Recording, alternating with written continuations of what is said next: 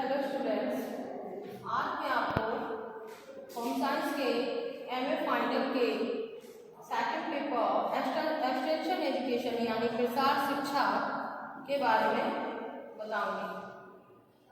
तो सबसे पहले ये जान लेते हैं कि प्रसार शिक्षा होता क्या है, यानी एक्सटेंशन एजुकेशन होती क्या है।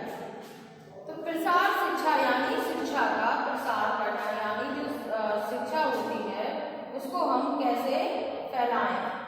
देखिए ये कौन सी शिक्षा है, ये एक तरीके से अनौपचारिक शिक्षा होती है, यानी ये जरूरी नहीं होती है, यह आवश्यक नहीं होती है, इसे किसी भी शिक्षण संस्थान में नहीं दिया जाता है, बल्कि ये जो लोग होते हैं, जो गांव के रहने वाले लोग होते हैं, उनके जीवन स्तर को ऊंचा उठाने के लिए दी जाती है। तो ये किस प्रकार की शिक्षा है, यह एक अनौपचारिक शिक्षा होती है। औपचारिक यानी जो स्कूल कॉलेज शिक्षण संस्थानों के अंदर दी जाती है वो कहलाती है हमारी औपचारिक शिक्षा। वहीं पर जो गांव के लोगों व्यक्तियों को दी जाती है वो कहलाती है अनौपचारिक शिक्षा। ये किसी भी स्कूल कॉलेज या शिक्षण संस्थानों में नहीं दी जाती। तो ये बात होगी प्रसार शिक्षा होता है।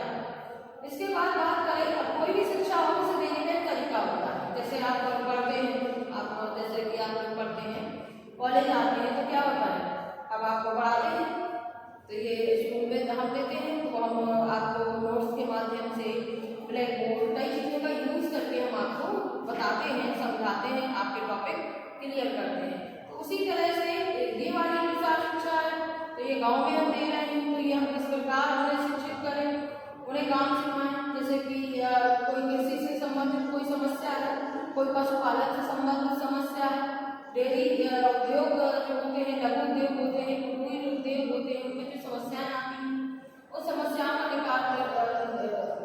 निराकरण करने के लिए कई विधियों का यूज किया जाता है। तो प्रसार शिक्षा विधियों का जानना भी हमें जरूरी है। जब आप प्रसार शिक्षा पढ़ रहे हैं तो साथ साथ आपको प्रसार शिक्षण विधियों को भी जानना जरूरी है। तो प्रसार शिक्षण विधियां हमारी कई प्रकार की होती है, जैसे प्रयोग के आधार पर हम वर्गीकृत करते हैं, क्लासिफाई करते हैं। दूसरा हमारा स्वरूप के आधार पर, प्रकृति के आधार पर, कार्य के अनुसार, इस तरह से कई प्रकार की हमारी शिक्षण विधियां होती हैं, जिनमें हम पहली यानी प्रयोग के आधार पर जो मोस्ट इम्पोर्टेंट है, क्योंकि आपके एग्जाम में भी आने वाला है, इसके बारे में बताते हैं। तो इस प्रयोग के आधार पर जो वर्गीकरण है उसे भी 3 भागों में बांटा गया है। पहला आपका हो गया व्यक्तिगत संपर्क, दूसरा आपका सामूहिक संपर्क, तीसरा आपका हो गया व्यापक जन संपर्क। व्यक्तिगत संपर्क आप समझ भी रहे होंगे कि व्यक्तिगत यानी जब कोई एक प्रसार कार्यकर्ता एक व्यक्ति से संपर्क करता है, उसकी समस्या का निराकरण करता है, तो वो कहलाता है हमारा व्यक्तिगत संपर्क। अब बात करें सामूहिक संपर्क की, तो जब एक समूह को एक समूह है, उस समूह की कुछ समस्याएं होंगी, जैसे कृषि से संबंधित अगर कोई समस्या है तो वो कई लोगों को हो सकती है, एक गांव के लोगों को हो सकती है, तो उस समस्या का निराकरण करते हैं तो हम कई लोगों को एक साथ बैठा सकते हैं। वो 50 हो सकते हैं, 100 व्यक्ति हो सकते हैं। जब 100 व्यक्ति या 50 व्यक्ति का समूह होता है, 10 व्यक्तियों का समूह होता है, तब उसमें हम सामूहिक संपर्क करते हैं, जिसमें एक प्रसार कार्यकर्ता कई लोगों को एक साथ समस्या का निराकरण या किसी भी चीज के बारे में जानकारी या सूचना देता है। तीसरा है हमारा पॉइंट व्यापक जनसंपर्क। व्यापक जनसंपर्क यानी जब बहुत बड़े जन समुदाय यानी बहुत सारे लोगों को एक साथ शिक्षा दी जाती है तो वो हमारी कहलाती है व्यापक जनसंपर्क। जैसे आपका हो गया, मान के चलो कोई मंत्री होता है और जब कोई भाषण देता है तो देखा होगा बहुत बड़ा जन समुदाय बैठा होता है, वो 10,000 भी हो सकती है, 1,000 भी हो सकती है, 1 लाख की जनसंख्या भी हो सकती है। तो क्या हो गया, वो बृहद लोगों का समूह होता है, बहुत बड़ा समूह होता है, जिसे हम क्या कहते हैं, व्यापक जनसंपर्क। अब व्यापक जनसंपर्क हो गया आपका। अब इसके बाद बात करते हैं पहला एक व्यक्तिगत संपर्क। अब व्यक्तिगत संपर्क है एक प्रसार कार्यकर्ता एक व्यक्ति को ही जानकारी दे रहा है, तो वो किस प्रकार से दे सकता है। तो उसमें पहला हो गया फार्म तथा कर्तव्य है।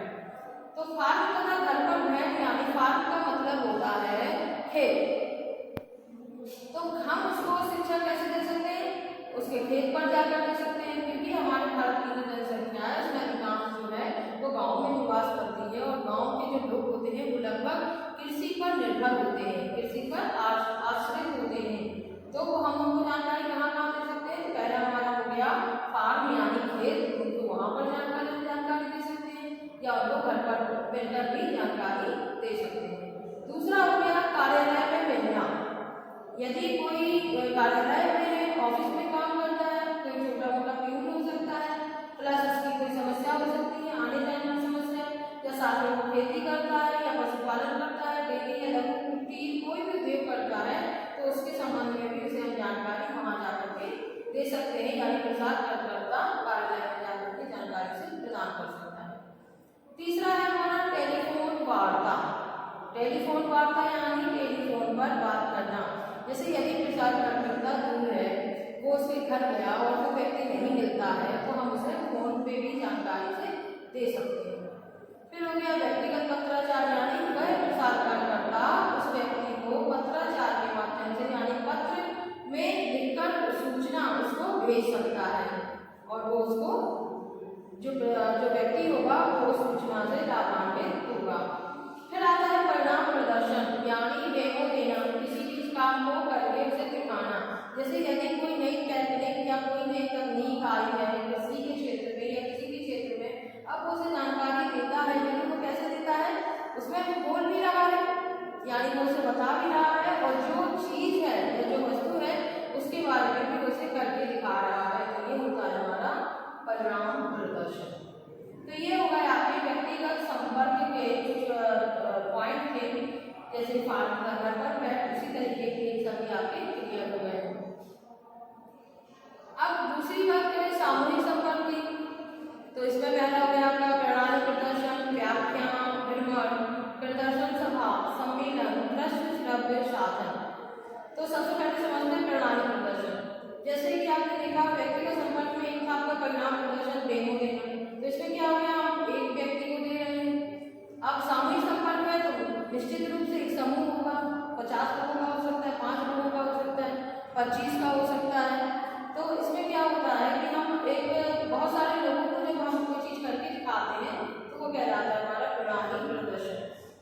दूसरा हो गया हमारा व्याख्यान। व्याख्यान यानी किसी भी चीज को बताना, बोल करके बताना। तो हम बोल करके अब उनकी समस्या जो है उसको कार्यकर्ता क्या करता है, पहले प्रसारकर्ता उस गांव के लोगों को देखता है, उनकी समस्याओं को समझता है कि आखिर इस गांव में ऐसी कौन सी कृषि से संबंधित या कोई भी क्षेत्र से संबंधित समस्या है तो उसको दूर कैसे करें। तो पहले उसकी खोज करता है, सैंपल आप जानते हैं, सैंपल लेकर, सैंपल का अर्थ होता है प्रतिदर्श, यानी किसी भी एक सैंपल ले लेना। जैसे गांव में 10,000 लोग रह रहे हैं, तो उसमें से हम कितने 50 लोगों का सैंपल ले लेंगे।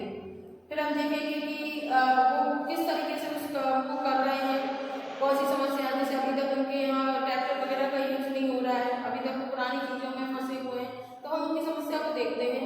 फिर उस समस्या से संबंधित उसका हम हल निकालते हैं, फिर उन लोगों को एकत्रित करते हैं और उसके बाद उस समस्या का समाधान बताते हैं। तो ये कहलाता है सैंपल लेना।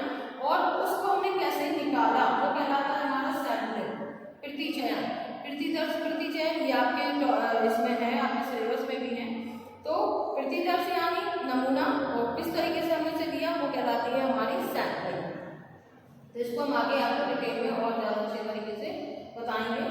तीसरा आपका भ्रमण हो गया, यानी आप घूम करके जानकारी देते हैं। प्रदर्शन सभा वही चीज है, आप किसी चीज को करके आप दिखा रहे हैं एक बड़े जनसमुदाय में। सम्मेलन, हम कॉन्फ्रेंस के द्वारा इन लोगों को बुला सकते हैं, एक रूम हम लेते हैं, उस रूम में लोगों को बैठाते हैं जिनकी समस्याएं हैं, फिर प्रसारकर्ता उनको जानकारी देता है। दृश्य श्रव्य साधन, दृश्य यानी जो दिखाई देती है, श्रव्य यानी जो सुनाई देती है, ठीक है, जो दिखाई देती है, चार्ट हो गया, पोस्टर हो गया। अब बात करें श्रव्य साधन तो उसमें रेडियो आ जाएगा, ट्रांजिस्टर आ जाएगा, बहुत सी ऐसी चीजें। और दृश्य श्रव्य को अगर हम इकट्ठा करते हैं तो जैसे टेलीविजन हो गया, उसमें आपको दिखाई भी देता है, सुनाई भी देता है। तो ये हमारे दृश्य श्रव्य साधन होते हैं जो सामूहिक संपर्क में बहुत ज्यादा काम आते हैं। अब बात करते हैं व्यापक जनसंपर्क की, तो जिसमें पहला है हमारा छपित सामग्रियां, माने छपी हुई। व्यापक जनसंपर्क अब बहुत बड़े जनसमुदाय को हमें बताना है, तो समाचार पत्र में हम समस्या के समाधान को निकलवा सकते हैं। सूचना पत्र होते हैं वो हम लोगों को जाकर दे सकते हैं, जो परिपत्र होते हैं उन्हें भी हम लोगों के घर घर जाकर उनको दे सकते हैं, तो उन्हें जानकारी मिल जाएगी। जैसे टेम्पलेट हो गया, फोल्डर हो गया, ये क्या है, एक तरीके से जानकारी जानकारी देने के साधन ही तो है। फिर हो गया हमारा एक विज्ञप्ति, जिसे हम कहेंगे विज्ञप्ति कार्ड होता है। कोई समाचार पत्र होता है, अगर उसमें कोई सूचना निकालनी है तो एक छोटे से कॉलम में निकाल दी जाती है, जिसे विज्ञप्ति कहा जाता है। फिर बात करें पोस्टल चार्ट की, तो ये हमारे दृश्य वाले साधन में आ जाएंगे, लेकिन इनमें एक बहुत बड़ा अंतर होता है। जैसे पोस्टर होता है वो क्या होता है, वो शिक्षित और अशिक्षित दोनों लोगों के लिए होता है। इसमें हम दोनों लोगों को समझा सकते हैं। जैसे पोस्टर में चित्र बना दिए जैसे कि, और उसके नीचे लिख भी दिया, तो जो शिक्षित व्यक्ति होगा वो देख के समझ जाएगा और पढ़ के समझ जाएगा, और जो अशिक्षित होगा वो देख लेगा। जैसे मान के चलिए कहीं किसी जगह डेंगू फैला हुआ है, जिसको डेंगू बोलते हैं, सही वर्ड होता है डेंगू। तो अगर किसी गांव में डेंगू फैला हुआ है तो क्या करेंगे, हम वहाँ पे एक व्यक्ति को बैठा देंगे जिसको मच्छर काट रहा है। दूसरे में हमने बना दिया वो बीमार हो गया। तीसरे में हमने बना दिया कि उसने दवाएं ले ली, और मच्छरदानी का भी चित्र बना दिया, उसमें मच्छरदानी में लेटा है। तो फिर क्या होगा, एक तो स्वस्थ व्यक्ति बना देंगे तो वो समझ जाएगा कि ये सही है। चार्ट में ज़्यादातर हम लिखते ज़्यादा है, चित्र बनाते कम है, और वो शिक्षित व्यक्तियों के लिए ही होता है। नेक्स्ट बात करें प्रदर्शित सामग्री, तो होता है डेमो देना। दृश्य श्रव्य साधन में आपको इसमें बताई चुकी हूँ, जो दिखाई देते हैं, जो सुनाई देते हैं, जो दिखाई सुनाई देते हैं वो टेलीविजन होता है। तो आज आप समझ गए कि प्रसार शिक्षण विधियों जो सबसे इम्पोर्टेंट है वो है प्रयोग के आधार पर वर्गीकरण।